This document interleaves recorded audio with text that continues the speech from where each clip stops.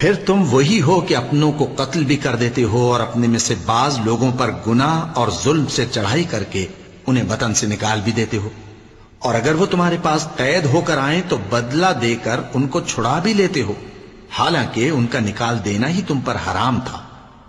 یہ کیا بات ہے کہ تم کتاب اللہ کے بعض احکام کو تو مانتے ہو اور بعض سے انکار کیے دیتے ہو؟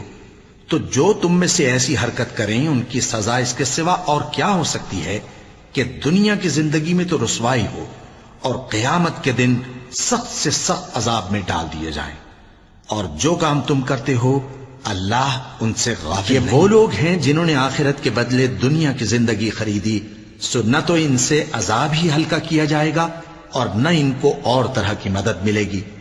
اور ہم نے موسیٰ کو کتاب عنایت کی اور ان کے پیچھے یکے بعد دیگرے پیغمبر بھیجتے رہے، اور عیسیٰ ابن مریم کو کھلے نشانات بخشے اور روح القدس یعنی جبرائیل سے ان کو مدد دی۔ تو کیا ایسا ہے کہ جب کوئی پیغمبر تمہارے پاس ایسی باتیں لے کر آئے جن کو تمہارا جی نہیں چاہتا تھا تو تم سرکش ہو جاتے رہے، اور ایک گروہ انبیاء کو تو جھٹلاتے رہے اور ایک گروہ کو قتل کرتے رہے، اور کہتے ہیں ہمارے دلوں پر پردے ہیں؟ نہیں، بلکہ اللہ نے ان کے کفر کے سبب ان پر لعنت کر رکھی ہے، پس یہ تھوڑے ہی پر ایمان۔ اور جب اللہ کے ہاں سے ان کے پاس کتاب آئی جو ان کی آسمانی کتاب کی بھی تصدیق کرتی ہے، اور وہ پہلے ہمیشہ کافروں پر فتح مانگا کرتے تھے، پھر جس چیز کو وہ خوب پہچانتے تھے جب ان کے پاس آ پہنچی تو اس سے منکر ہو گئے، پس کافروں پر اللہ کی لعنت۔ جس چیز کے بدلے انہوں نے اپنے تئیں بیچ ڈالا وہ بہت بری ہے، یعنی اس جلن سے کہ اللہ اپنے بندوں میں سے جس پر چاہتا ہے اپنی مہربانی سے نازل فرماتا ہے۔ اللہ کی نازل کی ہوئی کتاب سے کفر کرنے لگے تو وہ اس کے غضب بالائے غضب میں مبتلا ہو گئے، اور کافروں کے لیے ذلیل کرنے والا عذاب ہے۔ اور جب ان سے کہا جاتا ہے کہ جو کتاب اللہ نے اب نازل فرمائی ہے اس کو مانو، تو کہتے ہیں کہ جو کتاب ہم پر پہلے نازل ہو چکی ہے ہم تو اسی کو مانتے ہیں، یعنی یہ اس کے سوا اور کتاب کو نہیں مانتے، حالانکہ وہ سراسر سچی ہے، اور جو ان کی آسمانی کتاب ہے اس کی بھی تصدیق کرتی ہے۔ ان سے کہہ دو کہ اگر تم صاحب ایمان ہوتے تو اللہ کے پیغمبروں کو پہلے ہی کیوں قتل کیا کرتے تھے؟ اور موسیٰ تمہارے پاس کھلے ہوئے معجزات لے کر آئے، پھر تم ان کے کوہ طور پر جانے کے بعد بچڑے کو معبود بنا بیٹھے، اور تم اپنے ہی حق میں ظلم۔ اور جب ہم نے تم لوگوں سے پختہ عہد لیا اور کوہ طور کو تم پر اٹھا کھڑا کیا اور حکم دیا کہ جو کتاب ہم نے تم کو دی ہے اس کو زور سے پکڑو اور جو تمہیں حکم ہوتا ہے اس کو سنو، تو وہ جو تمہارے بڑے تھے کہنے لگے کہ ہم نے سن تو لیا لیکن مانتے نہیں، اور ان کے کفر کے سبب بچڑا گویا ان کے دلوں میں رچ گیا تھا۔ اے پیغمبر ان سے کہہ دو کہ اگر تم مومن ہو تو تمہارا ایمان تم کو بری بات بتاتا ہے۔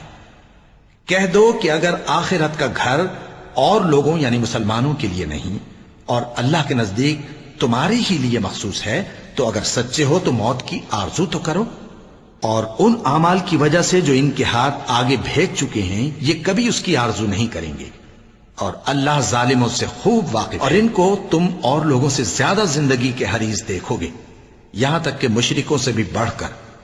ان میں سے ہر ایک یہی خواہش کرتا ہے کہ کاش وہ 1000 برس جیتا رہے، مگر اتنی لمبی عمر اس کو مل بھی جائے تو اسے عذاب سے تو نہیں چھڑا سکتی، اور جو کام یہ کرتے ہیں اللہ ان کو دیکھ رہا ہے۔ کہہ دو کہ جو شخص جبرائیل کا دشمن ہو اس کو غصے میں مر جانا چاہیے، کیونکہ اس نے تو یہ کتاب اللہ کے حکم سے تمہارے دل پر نازل کی ہے جو پہلی کتابوں کی تصدیق کرتی ہے، اور ایمان والوں کے لیے ہدایت اور بشارت ہے۔ جو شخص اللہ کا اور اس کے فرشتوں کا اور اس کے پیغمبروں کا اور جبرائیل اور میکائیل کا دشمن ہو تو ایسے کافروں کا اللہ دشمن ہے۔ ہم نے تمہارے پاس سلجھی ہوئی آیتیں ارسال فرمائی ہیں، اور ان سے انکار وہی کرتے ہیں جو بد کردار ہیں۔ ان لوگوں نے جب جب اللہ سے کوئی عہد کیا تو ان میں سے ایک فریق نے اس کو کسی چیز کی طرح پھینک دیا۔ حقیقت یہ ہے کہ ان میں اکثر بے ایمان ہیں، اور جب ان کے پاس اللہ کی طرف سے پیغمبر آخر الزمان صلی اللہ علیہ وآلہ وسلم آئے اور وہ ان کی آسمانی کتاب کی تصدیق بھی کرتے ہیں، تو جن لوگوں کو کتاب دی گئی تھی ان میں سے ایک جماعت نے اللہ کی کتاب کو پیٹ پیچھے پھینک دیا گویا وہ جانتے ہی نہیں، ان چیزوں کے پیچھے لگ گئے جو سلیمان کے عہد سلطنت میں شیاطین پڑھا کرتے تھے۔ اور سلیمان نے مطلق کفر کی بات نہیں کی، بلکہ شیطان ہی کفر کرتے تھے کہ لوگوں کو جادو سکھاتے تھے۔ اور وہ یعنی بنی اسرائیل ان باتوں کے بھی پیچھے لگ گئے جو شہر بابل میں 2 فرشتوں یعنی ہاروت اور ماروت پر اتری تھیں، اور وہ دونوں کسی کو کچھ نہیں سکھاتے تھے جب تک یہ نہ کہہ دیتے کہ ہم تو ذریعہ آزمائش ہیں، تم کفر میں نہ پڑو۔ غرض لوگ ان سے وہ چیز سیکھتے جس سے میاں بیوی میں جدائی ڈال دے، اور اللہ کے حکم کے سوا وہ اس چیز سے کسی کا کچھ بھی نہیں بگاڑ سکتے تھے، اور کچھ ایسے منتر سیکھتے جو ان کو نقصان ہی پہنچاتے اور فائدہ کچھ نہ دیتے۔ اور وہ جانتے تھے کہ جو شخص ایسی چیزوں یعنی سحر اور منتر وغیرہ کا خریدار ہوگا اس کا آخرت میں کچھ حصہ نہیں، اور جس چیز کے عوض انہوں نے اپنی جانوں کو بیچ ڈالا وہ بری تھی۔ کیا اچھا ہوتا جو وہ اس بات، اور اگر وہ ایمان لاتے اور پرہیزگاری کرتے تو اللہ کے ہاں سے بہت اچھا صلہ ملتا۔ کیا اچھا ہوتا جو وہ اس سے واقف ہوتے۔ اے اہل ایمان، گفتگو کے وقت پیغمبر صلی اللہ علیہ وآلہ وسلم سے راعنا نہ کہا کرو، انظرنا کہا کرو، اور خوب سن رکھو، اور کافروں کے لیے دکھ دینے والا عذاب ہے۔ جو لوگ کافر ہیں، اہل کتاب یا مشرک، وہ اس بات کو پسند نہیں کرتے کہ تم لوگوں پر تمہارے پروردگار کی طرف سے خیر و برکت نازل ہو، اور اللہ تو جس کو چاہتا ہے اپنی رحمت کے ساتھ خاص کر لیتا ہے، اور اللہ بڑے فضل کا مالک ہے۔ جس آیت کو منسوخ کر دیتے یا اسے فراموش کرا دیتے ہیں تو اس سے بہتر یا ویسی ہی اور آیت بھیج دیتی ہیں۔ کیا تم نہیں جانتے کہ اللہ ہر بات پر قادر ہے؟ کیا تمہیں معلوم نہیں کہ آسمانوں اور زمین کی سلطنت اللہ ہی کی ہے، اور اللہ کے سوا تمہارا کوئی دوست اور مددگار نہیں؟